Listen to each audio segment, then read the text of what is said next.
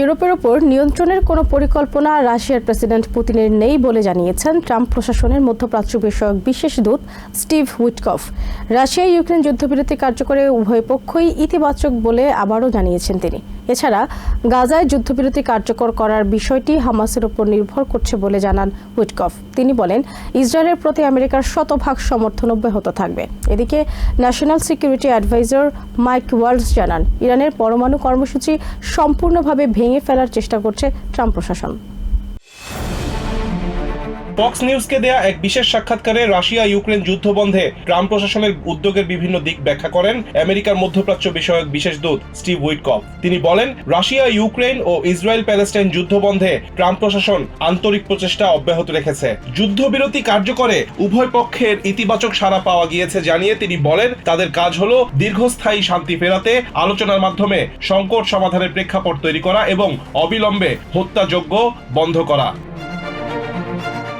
গাজায় নতুন করে যুদ্ধ শুরু হওয়ার দায় হামাসের উপর চাপিয়েছেন মধ্যপ্রাচ্য বিষয়ক বিশেষ দূত স্টিভ উইটকফ। রবিবার তিনি ফক্স নিউজকে দেয়া এক সাক্ষাৎকারে বলেন, হামাস একটি গ্রহণযোগ্য চুক্তি এগিয়ে নেওয়ার প্রচেষ্টা প্রত্যাখ্যান করায় আবারও যুদ্ধ শুরু হয়েছে। উইটকফ বলেন, বর্তমান পরিস্থিতির দায় হামাসের।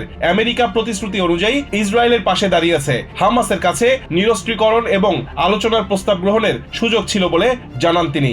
মধ্যপ্রাচ্য বিষয়ক বিশেষ এই দূত মার্চের শুরুতে তার উত্থাপিত ব্রিজ পরিকল্পনা নিয়েও কথা বলেন। জানান, ওই পরিকল্পনার লক্ষ্য ছিল যুদ্ধবিরতি এপ্রিল পর্যন্ত বাড়ানো এবং স্থায়ী যুদ্ধবিরতির জন্য আলোচনার সময় দেওয়া। উইটকফ জানান, হামাস যদি নতুন করে আলোচনার প্রস্তাব দেয় সেটি বিবেচনা করা হবে। তিনি বলেন, ট্রাম্প প্রশাসনের মূল উদ্দেশ্য হলো হত্যা বন্ধ করা। পারমাণবিক কর্মসূচি নিয়ে ইরানকে তাদের অবস্থান স্পষ্ট করতে আলোচনার টেবিলে বসার আহ্বানও জানিয়েছেন স্টিভ উইটকফ।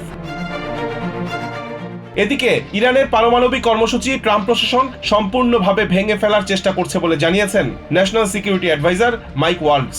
সিবিএস নিউজের এক অনুষ্ঠানে তিনি বলেন, লক্ষ্য বাস্তবায়নে এরই মধ্যে অনেকটা এগুনো সম্ভব হয়েছে। ফক্স নিউজকে দেয়া অপর এক সাক্ষাৎকারে মাইক ওয়ালস দাবি করেন, প্রেসিডেন্ট ট্রাম্পের যোগ্য নেতৃত্বে দেশ সঠিক পথে পরিচালিত হচ্ছে এবং দেশের মানুষ শান্তিতে ঘুমাতে পারছে।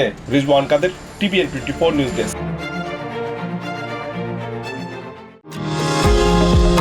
নিউ ইয়র্ক থেকে সম্প্রচারিত টিভিএন 24 টেলিভিশন বিশ্বজুড়ে বাঙালির কণ্ঠস্বর।